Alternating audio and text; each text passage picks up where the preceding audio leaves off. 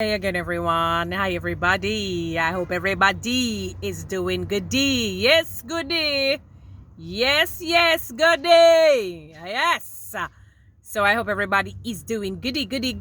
I hope everyone is doing well. You know, one of the things I've noticed, my beautiful people, my wonderful people, is that God cannot be mocked. God cannot be disrespected. God cannot be jeered. When you think you're doing that, you're really only jeering yourself. Take my word for it. You're really only jeering and mocking yourself. God cannot be mocked. Can't be jeered.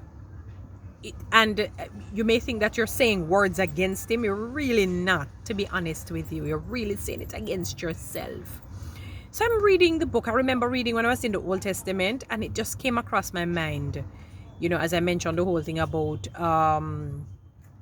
in my earlier video when I was talking about the whole when I was talking about long suffering, and then I kind of broached the topic of witchcraft or necromancy, obia. All of them for me fall under the same umbrella: Satan's kingdom, Satan's evil practices. You know, all of them fall under the same umbrella. You know, yes, they do. And I was reading the book of Samuel. I just went back to the chapter a while ago, 1 Samuel chapter 5, that entire chapter. And it was saying that the Philistine had captured the covenant box, took it to Ebenezer and Ashdod into their temple with their god, their common God, Dagon. So they placed the covenant box beside their Dagon god. I don't know if they're doing it in a mockery sense to say, so we captured God's covenant box here, something that relates to God, and we're putting it in our temple. The following day, when they woke up and they went to their temple, the god fell down on its face, bowing before the covenant box. They took it up and placed it up again. Now, I'm assuming that God that they made, I don't know if it was made out of stone or steel. I never checked the history of it, but I'm assuming that it is made out of something that is heavy, weighty. You know what I mean? Like an anchor. When you drop an anchor and it holds, it must be something a little bit heavy. So it would take really maybe like an earthquake or a tornado, or something very like a natural disaster, something tumultuous to create a shake for it to fall. Because I'm assuming that is one of those, you know, like when you go some places and you see a pillar of stone, something that is formidable and all of that, and for it to fall. All right, so they took it up back, and I'm sure that it took quite a few of these strong men to take it up. The next day, it not only fell when they dared to disrespect God, but the head was broken and the arms were broken off of the god, their Dagon god. People, and thereafter they developed tumors. God was punishing them, and they developed tumors. You know, you can read the entire chapter. And I'm looking at that and I'm saying that, you know, sometimes when I see how people operate or how they speak, how they treat other people, they have no fear of God. And the Philistines, they never had any fear of God. They assumed that they could have just operated willy-nilly with him, anything relating to him, his covenant box. And they dared to take God's holy ornament, let's call it that way, God's holy box, and carry it into them all evilous satanic temple and put it before them God, as if they're saying that must worship their God and it has to stand before their God. And the next day when they got their God was bowing before the covenant box, and them go put it up back again. And that's like, it's almost like that's oh, you know, learn your lesson. All right then, since you don't learn your lesson. And the following day, the second day, they went back. The head was broken off and the two arms were broken off of their God, and they developed tumors. God cannot be mocked. God cannot be jeered, I realized that even in this 21st century, that a number of persons, they operate as though there is no God. There is no fear of God. They fear neither man, beast, God, no one. And they operate, when I think of how I saw the video of a guy, of a fellow, I don't know who he is, and he just had the guy, like he shot the guy before, and the guy probably was battling, and he just came over his head, videotaping himself, shooting him several times in the head, right here in Jamaica. I don't know where that was. And then he just walked off, you know, just left the corpse there, just left the body there, just shoot him. You remember, you know, because he obviously made him, so he can just get rid of him. He can annihilate him and get rid of him, you know. Cold. I don't care what even the man had done, but to carry that gun like that, cold-blooded, and shoot him up in the head like that, shoot him up in the head like that, no. Even if the man is Jezebel's brother, even if the man was sitting at the right hand of Satan's throne, allow justice to prevail. Allow justice to prevail through the laws of the land, or God. Because one thing, you know, people, God does not sleep. So while you do wrongs, you know, I used to hear people say, you know, you can't plant peas and reap corn, or plant corn and reap peas. I didn't know it was actually a Jamaican proverb. I didn't know. I just thought people I thought it was just a 21st century talk, a little proverb in the 21st century. I did not know it was a proverb. You know, I just figured somebody just said it. And so with that said, whatever wrongs you do, you know, it's gonna come back. That's just life. It's a boomerang effect. So we need not really to worry. The more and more I think about it, we really don't have to take revenge on people. We don't even have to wish anybody bad. You don't have to wish anybody bad. I think it's either Psalms 35 or Psalms 37, where it says, you know, and they treated the man of God so badly, and then their day came, and it was so bad, their demise was so bad, that the man of God started to pray for them, and his prayers went back into his bosom.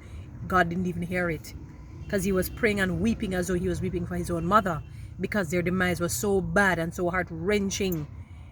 You know, so we really, as human beings, do not have to take revenge on anyone.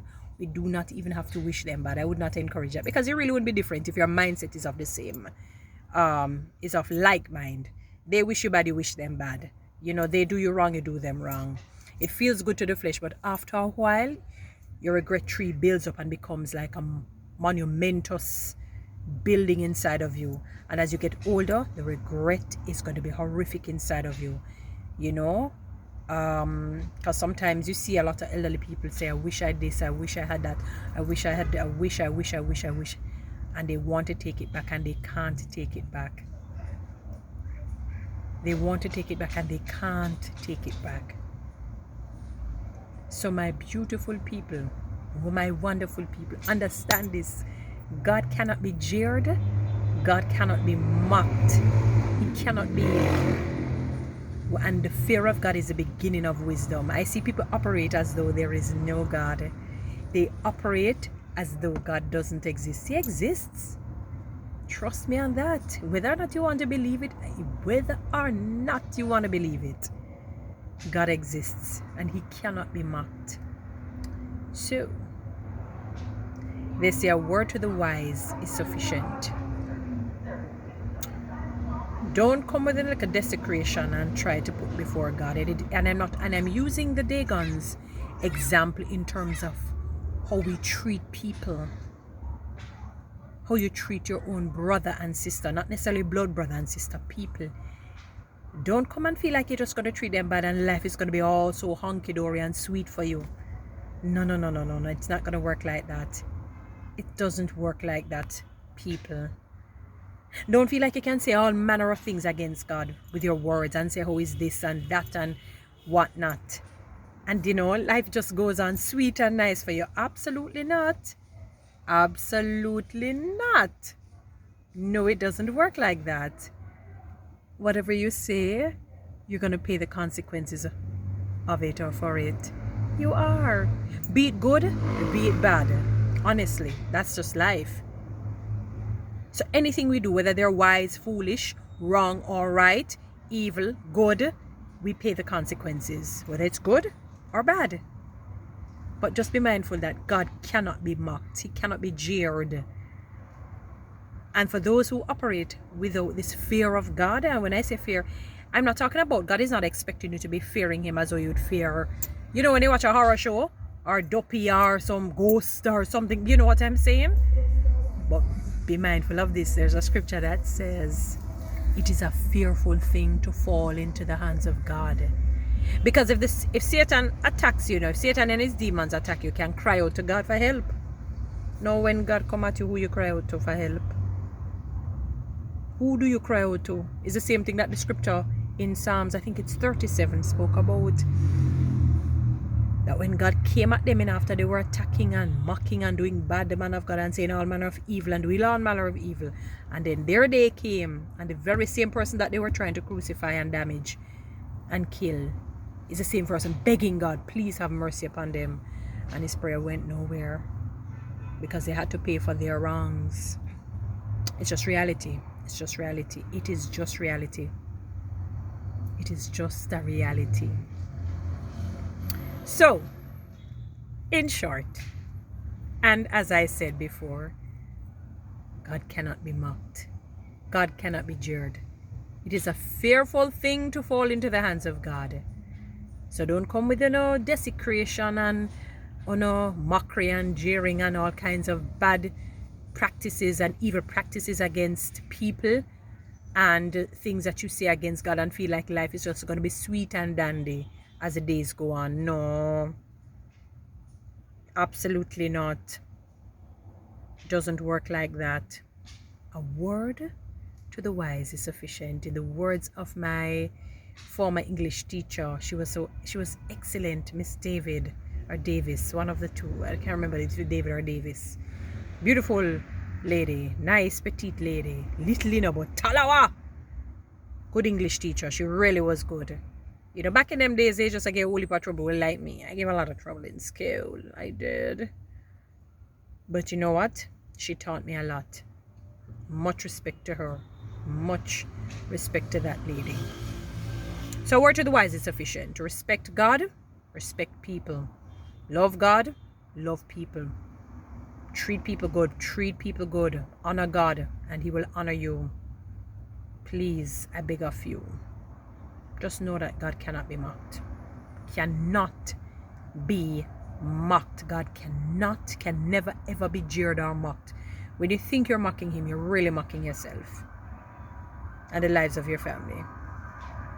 I have to say this, people, because sometimes some things, I remember they were posting some things that people had said over the years about God, and you saw their demise. Even one particular Jamaican popular lady who was here back in the day, you have to be careful when she said the worst book that was ever written was the Bible, and you remember her demise? She was burnt to oblivion, basically. Burnt to oblivion, basically. Died so badly. And where's her soul now? We don't even know. God cannot be mocked. Treat people good, treat and respect God, honor God, obey him. I'm saying all of this to you as I'm saying it to myself. Please note that every video that I make, I say it to you as I say it to myself. Alright? Remember, God cannot be mocked. Love you now. Love you now.